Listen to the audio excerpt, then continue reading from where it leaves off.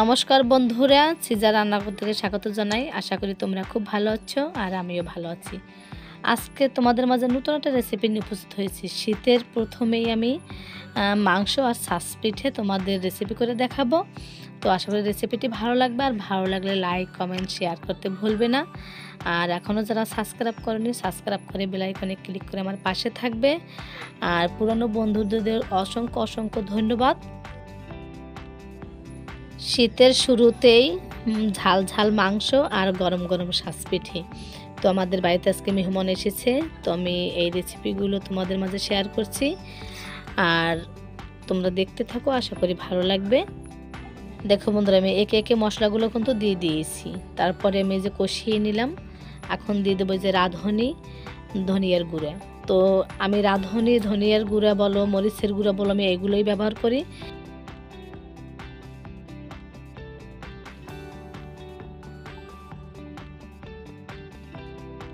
এই তুমি যে মশলা দিয়ে মানে যে সবজি রান্না করবে দারুণ লাগে, কিন্তু স্বাদ অনেকটা বেড়ে যায়। আর তুমি শিলবাটায় যে মশলাগুলো বাটবে তার চেয়েও কিন্তু দুর্দান্ত স্বাদ হয় এই মশলা দিয়ে রান্না করলে।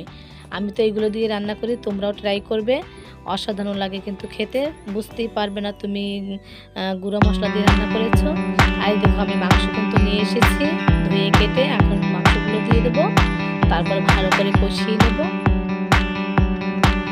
বন্ধুরা, অনেকেই তো সাবস্ক্রাইব করে আবার তুলে নাও। এভাবে হলে কি আমরা একে অপরের পাশে থাকতে পারবো আর আগাতে পারবো না। একে অপরের পাশে থাকতে হবে এবং বন্ধু হয় ধৈর্য ধরে। যে আমার চ্যানেলে এসে সাবস্ক্রাইব করো, অবশ্যই সে একটু ধৈর্য ধরবে, আমি অবশ্যই তার চ্যানেলে যেয়ে আমি সাবস্ক্রাইব করে আসবো। মাংস আর আলু তো আমি দিয়ে দিয়েছি, তো এখন ভালো করে কষিয়ে নেবো। দেখো কত সুন্দর কিন্তু কষাচ্ছি, দেখলেই কিন্তু ইচ্ছে করে খেতে। বন্ধুরা, তোমরা প্রথম থেকে শেষ পর্যন্ত ভিডিওটা দেখতে থাকো, আশা করি তোমাদের রেসিপিটি দেখে ভালো লাগবে। দেখো মাংসটা কষিয়ে নিয়ে আমি কিন্তু জল দিয়ে দিয়েছি, পরিমাণ মতো জল দিয়ে এখন একটু নাড়াচাড়া করে কিছুক্ষণ ফুটিয়ে নেব।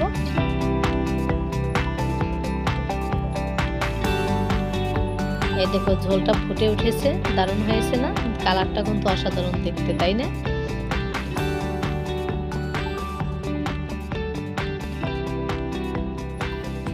মাংস কিন্তু রান্নার শেষের পথে। তো এখন আমি দিয়ে দেবো রাঁধুনি মুরগির মাংসের মশলা। এই মশলাটা দিলে কিন্তু দুর্দান্ত লাগে খেতে, এতটা টেস্টি হয় মাংস, তোমরা না দিলে কিন্তু বিশ্বাসই করবে না।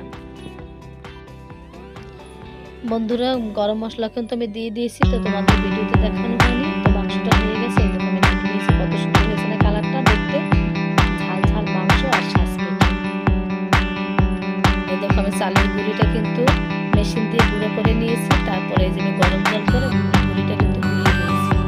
চুলায় তো আমি সাজ বসিয়ে দিয়েছি, এটুকু সাজে আমি এখন ভেজে নেব।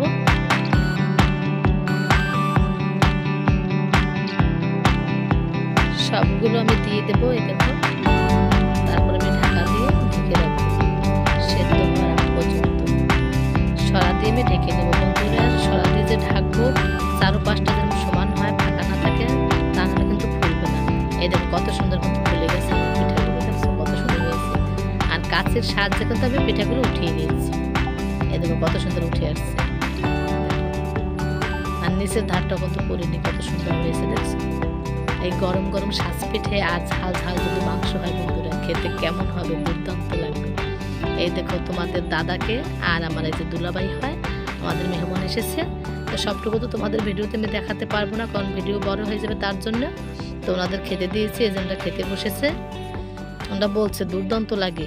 দুপুরবেলা স্নান করে এসে পিঠা, ছাঁচ পিঠা আর হলো মাংস, দুর্দান্ত হয়েছে খেতে। তো বন্ধুরা, আশা করি আমার রেসিপিটি ভালো লাগবে, আর ভালো লাগলে লাইক কমেন্ট শেয়ার করতে ভুলবে না। আর এখনও যারা সাবস্ক্রাইব করেনি সাবস্ক্রাইব করে বেল আইকনে ক্লিক করে আমার পাশে থাকবে। বন্ধুরা, আমরা একে অপরের পাশে না থাকলে কিভাবে আগাবো? একে অপরের পাশে থাকতে হবে। তো ভিডিওটি এখানে শেষ করছি। ভালো থেকো, সুস্থ থাকো, ধন্যবাদ।